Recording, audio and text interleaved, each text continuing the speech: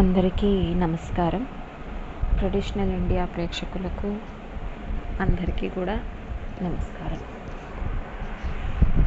ఈ రోజున మా అమ్మమ్మ గారు శివైక్యమయ్యి విష్ణు సాయుధ్యం పొంది సంవత్సరం అయిపోయిందండి. పోయిన సంవత్సరం చైత్ర అమావాస్యకి ఆవిడ విష్ణు సాయుధ్యం పొందారు. ఈ సంవత్సరం ఇవాళతో ఆవిడవి సంవత్సరికాలు అయిపోయినాయి. ఆవిడ గురించి, ఆవిడ నాకు నేర్పిన విషయాల గురించి కొన్ని విషయాలు మీతో పంచుకోవాలనిపించి, ఆవిడ చెప్పినవి ఏమైనా మీకు కూడా పనికి వస్తే, లేకపోతే ఆవిడ జీవితం ఏమన్నా మీకు కొంత పనికి వస్తే, ఉపయోగపడితే కొన్నన్నా మీరు నేర్చుకోగలిగితే బాగుంటుంది అన్నవి ఆలోచనతో, అది కూడా నాకు మా అమ్మమ్మ మీద ఉన్న ప్రేమని కానీ ఆప్యాయతని కానీ ఆవిడ గుర్తుగా ఇదొక నిలిచిపోవాలి ఈ వీడియో అన్న ఇదితో మాత్రమే ఇది చేస్తున్నాను. ఈ 2 కారణాల వల్ల. ఒకవేళ ఇది ఎవరికన్నా అభ్యంతరంగా అనిపించినా దయచేసి ఏమీ అనుకోకండి. ఎందుకంటే పెద్దవాళ్ళ జీవితాలు మనకి చాలా ఉపయోగపడతాయి. పోయిన సంవత్సరం ఆవిడ ఈశ్వర సాయుధ్యం పొందిన టైంకి ఆవిడకి 92 ఏళ్ళు. మా ముత్తమ్మ గారు అంటే అమ్మమ్మ గారి అమ్మగారు 103 ఏళ్ళు పూర్ణాయుద్ధాయం పొందారు. మా అమ్మమ్మ గారి జీవితం ఎలా ఉండేది అంటే, ఇంత ఇదిగా నేను ఎందుకు చెప్తున్నాను అంటే, కొన్ని కారణాల వల్ల 4 నెలల పిల్లప్పటి నుంచి నేను మా అమ్మమ్మ గారి దగ్గరే పెరిగాను. అందువల్ల నాకు మా అమ్మగారు నాన్నగారు చెప్పినవి నేర్పినవి ఇవన్నీ పక్కన పెడితే, వాళ్ళే కదా మొదటి గురువులు, తల్లి తండ్రి. కానీ వాళ్ళని మించిన గురువు ఒక రకంగా చెప్పాలి అంటే, తల్లి తండ్రిని తక్కువ చేయడం అని కాదు, కానీ వాళ్ళతో సమానమైనది అని చెప్పచ్చు. వాళ్ళతో సమానమైన గురువు మా అమ్మమ్మ నాకు.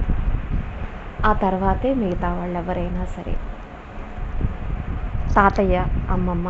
కానీ తాతయ్య కంటే కూడా మా అమ్మమ్మ గారే ఎక్కువ నేర్పించారు.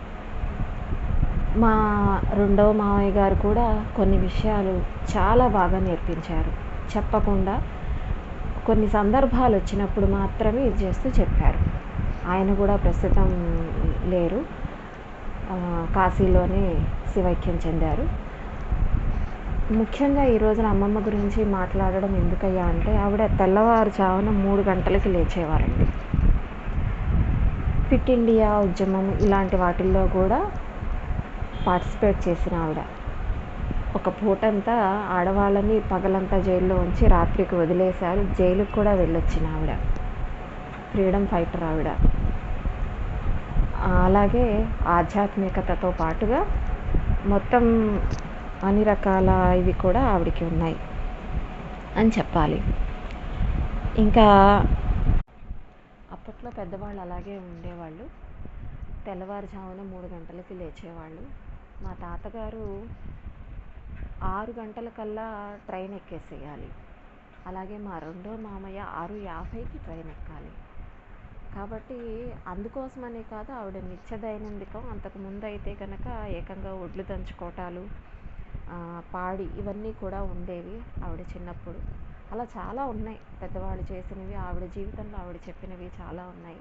కానీ నేను చూసినది, నేను విన్నది మాత్రమే మీతో పంచుకుంటున్నాను.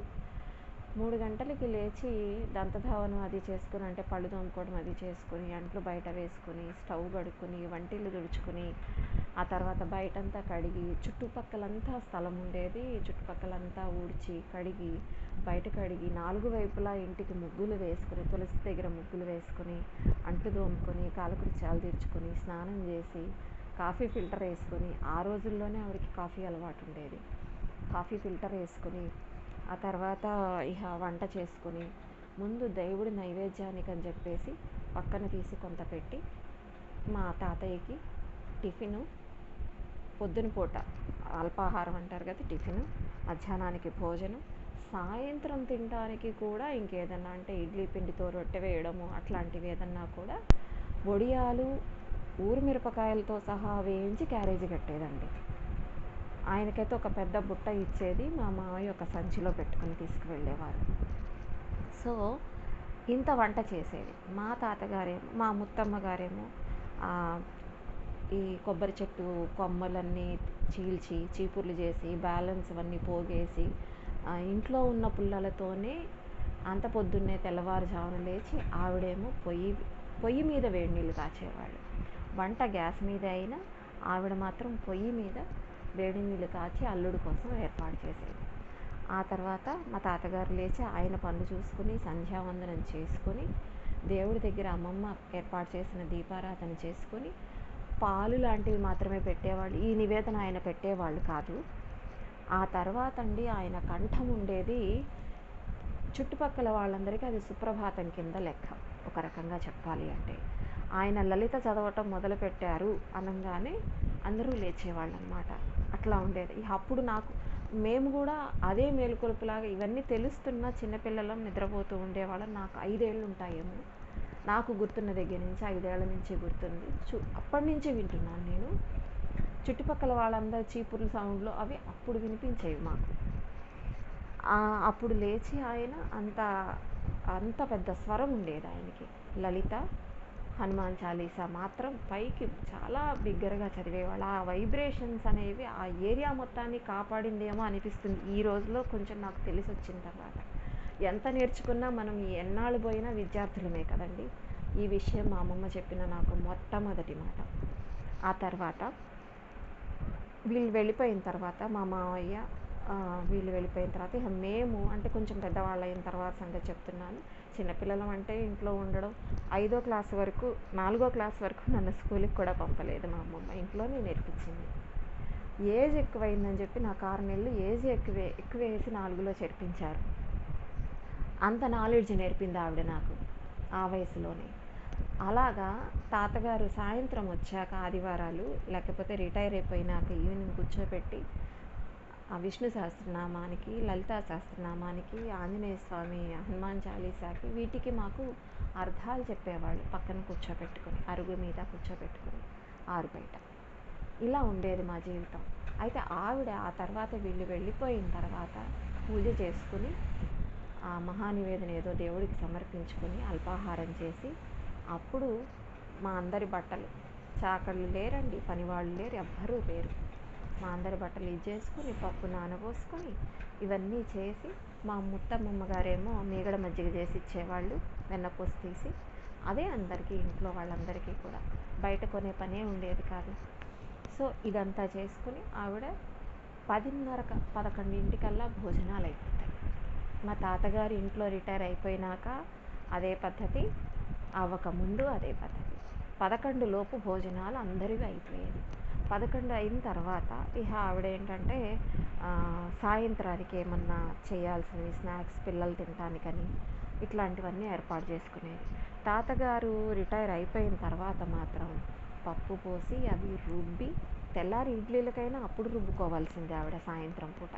సో ఇవన్నీ రుబ్బి రవ్వ కలిపి అట్టి పెట్టుకునేవాళ్ళు. కాసేపు అలా నడుము వాల్చి మేము కాళ్ళు నొక్కమని అడిగేది. కాళ్ళు నొక్కమ్మా అని అడిగితే మాలో ఎవరో ఒకళ్ళం అంటే మా తమ్ముళ్ళు 2 ఉండేవాళ్ళు, మా చెల్లెలు నేను ఉండేవాళ్ళం. మా పిన్ని పిల్లలు 2, మేమిద్దరం. మిగతా చెల్లెళ్ళు 2 నాన్నగారి దగ్గర ఉండేవాళ్ళు. సో ఈ మా మామయ్య కానీ చివరి మామయ్య కానీ మా నలుగురిలో ఎవరమన్నా కానీ చిన్నపిల్లలమే అయినా సరే ఎక్కువ మామయ్యే, మేము కొంచెం పెద్దవాళ్ళైనాక చేసేవాళ్ళం. అలా కాళ్ళు నొక్కుతూ ఉన్నప్పుడు ఆవిడ మాకు ఎన్నో విషయాలు చెప్తూ ఉండేది. కళ్ళు మూసుకుని నిద్రపోయేది కాదు, కునుకు తీయడం అనేది ఉండేది కాదు.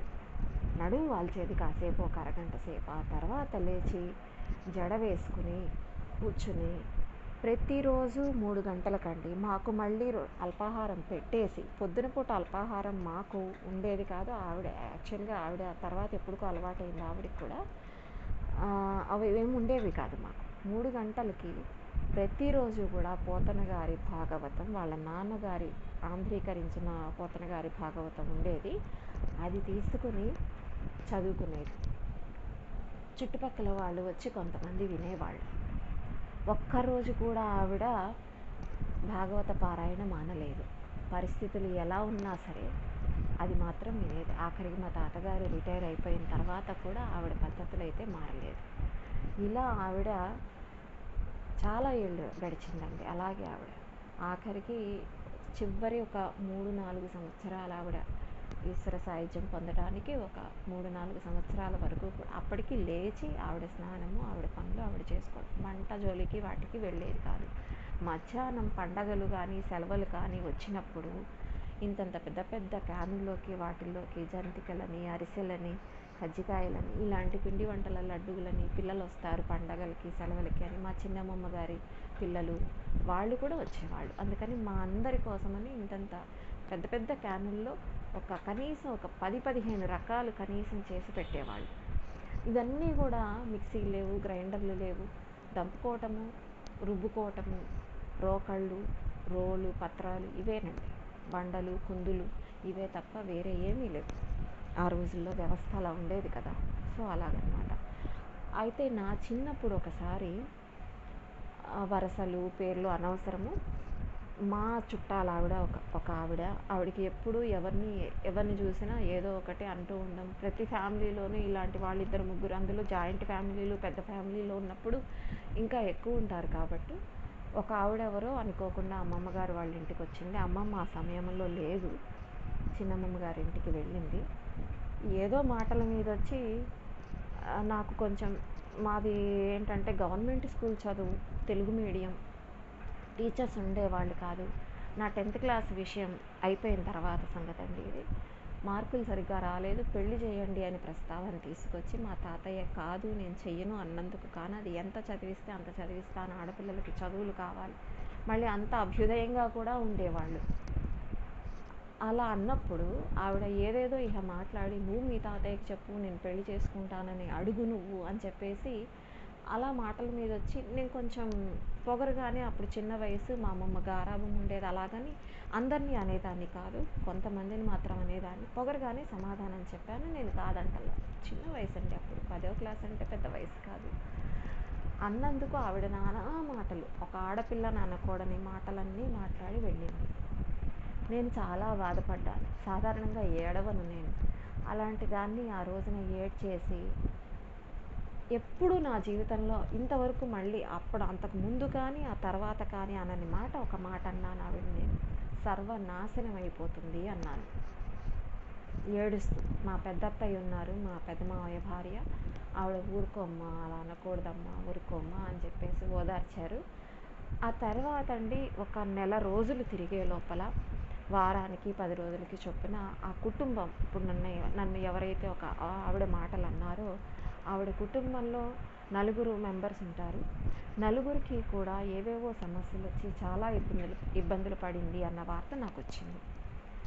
అప్పుడు నేను మా అమ్మమ్మతో అన్నాను అనమాట, అమ్మమ్మ ఎందుకు పాపము అంత ఇబ్బందులు ఒక్కసారిగా వచ్చాయి అని చెప్పని అడిగితే, ఇది సెంటిమెంట్ అనుకోండి, మూర్ఖత్వం అనుకోండి, ఏమైనా అనుకోండి, కారణం ఏమైనా మా అమ్మమ్మ గారు నాకు చెప్పిన మాట, అమ్మ ఎప్పుడైనా సరే మనము ఎవరిని కూడా శాపనార్థం అనేది జనరల్గా మనం ప్రతి చిన్నదానికి అవతల వాళ్ళు నాశనం అయిపోవాలి, మట్టి కొట్టుకుపోవాలి, ఇలాంటి మాటలు నేను ఎంతమంది ఎంత జ్ఞానం దగ్గర నుంచి కూడా విన్నాను.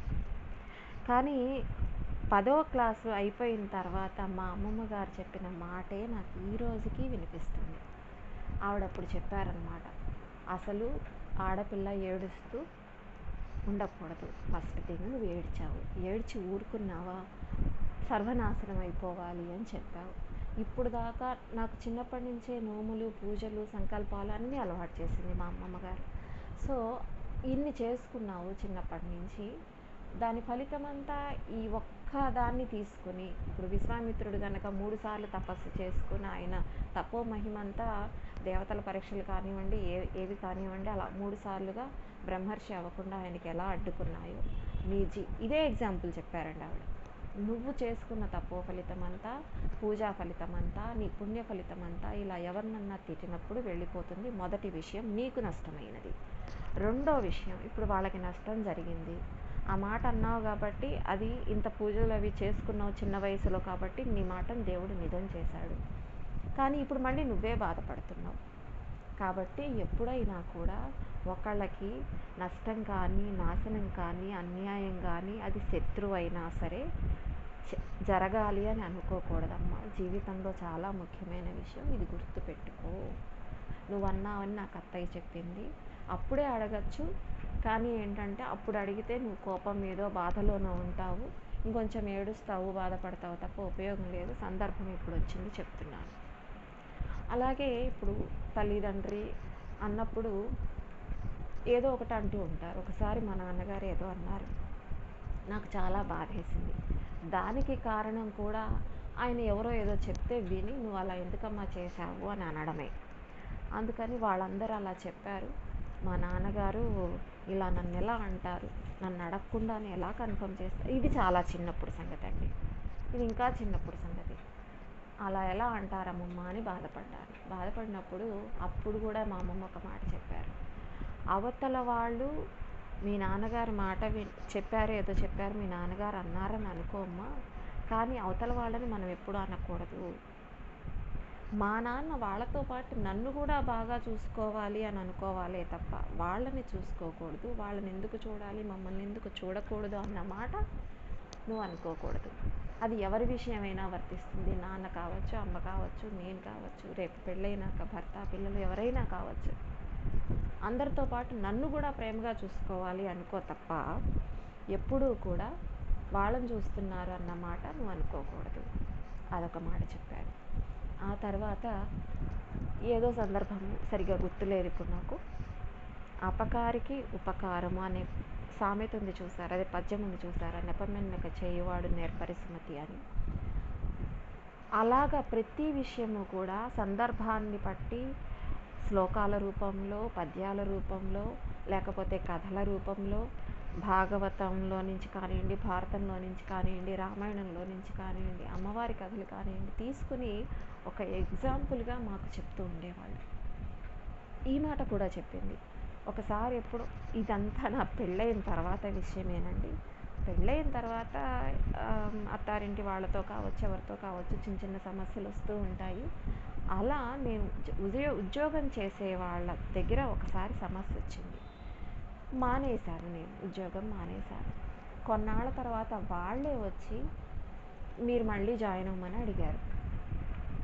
అదే సమయానికి అనుకోకుండా నేను ఆలోచించి చెప్తానని చెప్పాను. ఇష్టం లేదు నాకు, నన్ను వద్దు అని చెప్పిన వాళ్ళు నన్ను వద్దు అని నేను చెప్పలేదు, నేనే మానేసి వచ్చేసాను. యాక్చువల్గా అయితే నన్ను నా మీద నమ్మకం లేకుండా 8 ఏళ్ళు సర్వీస్ చేస్తే అంత మాట అన్నప్పుడు, ప్రైవేట్ ఉద్యోగాలే, గవర్నమెంట్ ఉద్యోగం కాదు, అంత మాట అన్నాక నేను ఎందుకు చేరాలి అన్న ఇదితో ఉన్నానన్నమాట. అనుకోకుండా మా అమ్మమ్మగారు ఫోన్ చేశారు.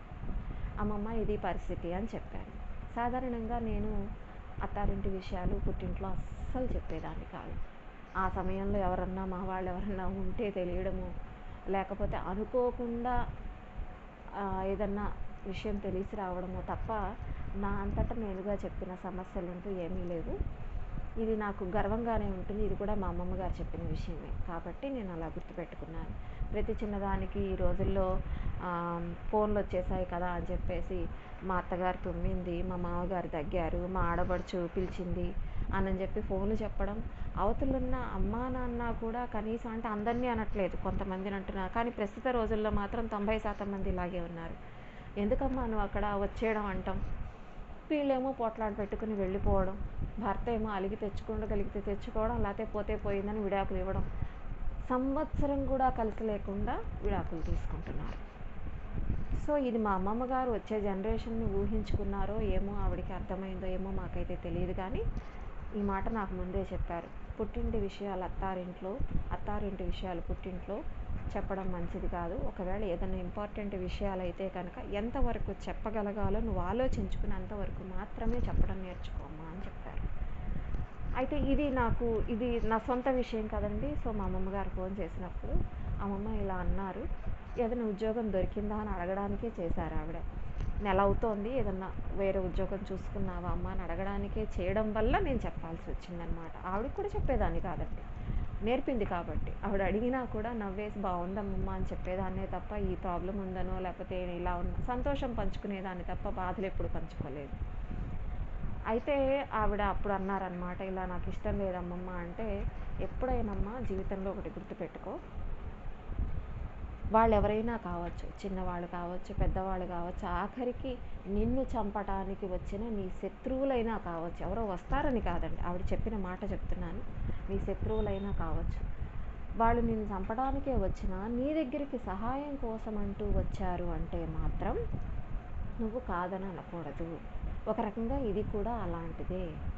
నీ అవసరం ఇది ఇన్నాళ్ళు కష్టాల్లో నేనున్నప్పుడు కానీ నాకెవరు ఫోన్లు చేయలేదు, ఇప్పుడు మాత్రం నేను గుర్తొచ్చానా, నేను ఆ పని అడిగితే చెయ్యలేదు, ఇలాంటి మాటలు మాట్లాడి వాళ్ళు ఏదైనా హెల్ప్ అడిగినప్పుడు వాళ్ళని చిన్నబుచ్చి పంపించడం మంచిది కాదు. అది ఉద్యోగం విషయం ఇప్పుడు నువ్వు ఆలోచించే విషయమైనా కావచ్చు, రేపు ఫ్యూచర్లో ఏ విషయమైనా కావచ్చు, ఇంతకుముందు ఆల్రెడీ నువ్వు చేసినవి ఏమన్నా ఉంటే కూడా సరిదిద్దుకో. అన్ని కష్టాలు నిన్ను పెట్టి కూడా నీ దగ్గరికి ఎవరన్నా వచ్చారు సహాయం కోసం అంటే చెయ్యాలమ్మా సహాయం అని చెప్పిందండి. నాకు గుర్తున్న నా జీవితంలో నాకు అన్ని రకాలుగా సరిపోయిన 3 సూత్రాలు, ముఖ్యమైనవి మాత్రం ఇవి 3. ఇంతవరకు నేను ధర్మభ్రష్టత్వం కనిపిస్తే మాత్రం నాకు కోపం ఆగదండి. నా తపం, నేను చేసుకున్న పూజలు, తపం అంటే ఈ రోజుల్లో ఎవరు తపాలు చేస్తారు కానివ్వండి, నేను చేసుకున్న పూజా ఫలితము, నోముల ఫలితం కావచ్చు, జపమహిమ ఫలితం కావచ్చు, ఏవైనా కావచ్చు, అవి అక్కడితో అయిపోయినా పర్వాలేదు. ఈ రోజుల్లో ధర్మభ్రష్టత్వం అనేది అంటే పెద్ద పెద్దవి, చాలా పెద్దవి, చిన్న చిన్నవి అందరూ చేస్తున్నారు, మా ఇంట్లో చిన్న చితక జరుగుతూనే ఉండుంటాయి, కాదని నేను అనను. అంత ధర్మపరాయణురాలైతే ఎక్కడా ఎవరు ప్రస్తుతానికి కలియుగంలో పూర్తిగా ధర్మపరాయణత్వం అనేది ఎక్కడా లేదు, ఏ కుటుంబంలో లేదు. ఎక్కడో ఉన్నారేమో కొంతమంది యోగీశ్వర్లు అట్లాంటి వాళ్ళు ఎవరన్నా ఉన్నారేమో. అలాంటివి ఇది మాత్రం నేను చెప్పదలుచుకునే విషయం ఏంటయ్యా అంటే, అలా కాకుండా చిన్న చిన్న తప్పులు కాకుండా పెద్ద పెద్దవి మాత్రం ఎవరన్నా చేస్తే మాత్రం నేను అస్సలు క్షమించలేనండి. నాకు తెలియకుండానే దుఃఖంతో వస్తుంది. దైవ సంబంధమైన విషయాలు ఏమన్నా అయితే కనుక నాకు దుఃఖం వస్తుంది. అది నాకు తెలియదు, నేను అనేస్తాను, అన్న వెంటనే కూడా జరుగుతాయి కూడా. కాబట్టి ఏంటంటే అలాంటి వాటికి మన పుణ్యము ఖర్చు అయిపోయినా మనం బాధపడకూడదు. కాబట్టి అది కొంచెం ఆలోచించుకోవాల్సిన విషయమే. అందుకని అవి మాత్రం నేను బాధపడనండి. మిగతా వాళ్ళ విషయంలో మాత్రం మా అమ్మమ్మ గారి మాట మాత్రమే నాకు గుర్తుంటుంది. సో చిన్న చిన్న కారణాలకి ఇంట్లో వాళ్ళు, బయట వాళ్ళు, పక్క వాళ్ళు, ఎదిరింటి వాళ్ళు, ఆటోల వాళ్ళు, వాళ్ళు వీళ్ళు అని మాత్రం ఎవరిని ఒక మాట నేను అనడం అనేది కానీ, వాళ్ళు ఇలా అవ్వడం అనేది కానీ, లేకపోతే సహాయం కోసం వచ్చిన వాళ్ళకి చేయడం అనేది కానీ, వద్దని చెప్పి పంపించడం అని కానీ, చేయకపోవడం అని కానీ, ఇలాంటివి ఆవిడ చెప్పిన ఈ ముఖ్యమైన 3 సూత్రాలు మాత్రం మర్చిపోయే ప్రసక్తి లేదు, మర్చిపోని కూడా జీవితాంతం. కాబట్టి ఇట్లాంటివన్నీ ఎవరికన్నా, మీలో ఎవరికన్నా ఉపయోగపడినా, అలా లేకపోతే ఏదన్నా అవసరమైనప్పుడు వాడుకోదలుచుకున్నా వాడుకోవచ్చు. నా ఉద్దేశం అయితే ఆవిడ చెప్పిన ఈ 3 సూత్రాలు మాత్రం అన్నిట్లోనూ ఉండుండొచ్చు, కానీ జీవితానికి పనికొచ్చేవి ఈ 3. కాబట్టి ఆవిడ ఆ సంవత్సరం నుంచి బాధ ఉన్నా కూడా నన్ను 12వ రోజున అమ్మ నువ్వు ఇష్టమైన మనవరాలివి కదా, అమ్మమ్మ దగ్గర పెరిగావు కదా, ఏదన్నా చెప్తావా అని అడిగినప్పుడు తెలుసు బాధపడకూడదు, పోయినప్పుడు కార్యక్రమాలు జరుగుతున్నప్పుడు అన్నీ తెలిసినా కూడా అప్పుడు నిగ్రహించుకోలేకపోయాను. మా పంతులు గారు అప్పుడు ఇంటి పురోహితులు ఆయన తీసుకొని, అమ్మ నీకు తెలిసి కూడా నువ్వు ఇలా చేయడం మంచిది కాదమ్మా, తమాయించుకొని ఊరుకోండి అన్నారు. సో అప్పుడు చెప్పలేకపోయినవన్నీ ఇలా మీ అందరితో పంచుకోవాలనిపించి, ఆవిడ గురించిన విశేషాలు ఎలాగో ఇవి మా వాళ్ళందరికీ కూడా చేరతాయి కాబట్టి పంచుకోవాలి అనిపించి నేను చేస్తున్నాను. ఆవిడ ఎంతోమందికి, మా తాతయ్య కావచ్చు, మా అమ్మమ్మ కావచ్చు, ఎంతోమందికి సహాయం చేశారు. గీతా ప్రచార సంఘమని, రామకృష్ణ సేవా సమితిని మా తాతగారు చేశారు. వాళ్ళకి విడిగా ఒక గురువు గారు ఉండేవాళ్ళు. ఇద్దరికీ కూడా ఇంట్లో ఎప్పుడూ భజనలు జరుగుతూ ఉండేవి. మా తాతగారు దేవి ఉపాసకులు, మా అమ్మమ్మ గారు శ్రీకృష్ణ ఉపాసకులు.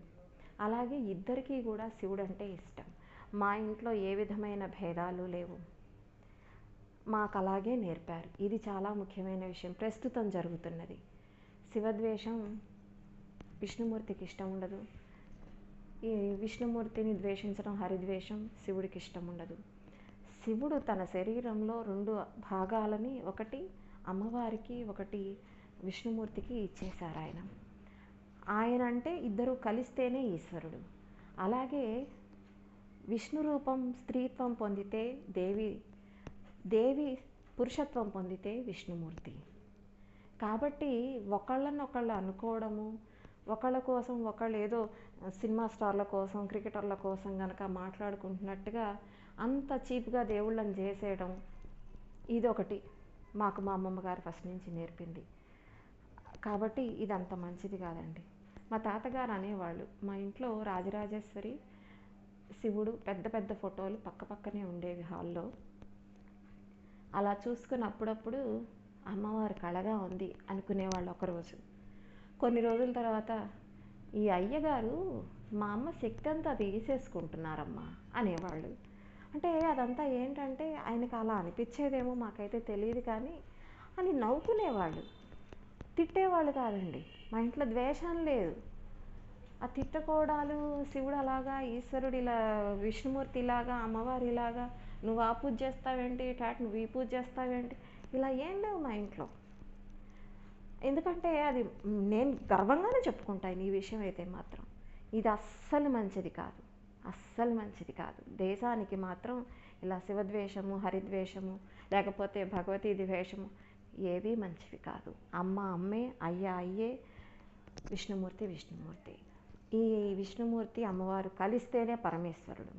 ప్రకృతి పురుష రూపం, పరమేశ్వర పార్వతీ రూపం, ఇంకా అంతే. కాబట్టి ఈ 4 విషయాలు ఎవరికన్నా ఉపయోగపడితే ఉపయోగపరచుకోండి.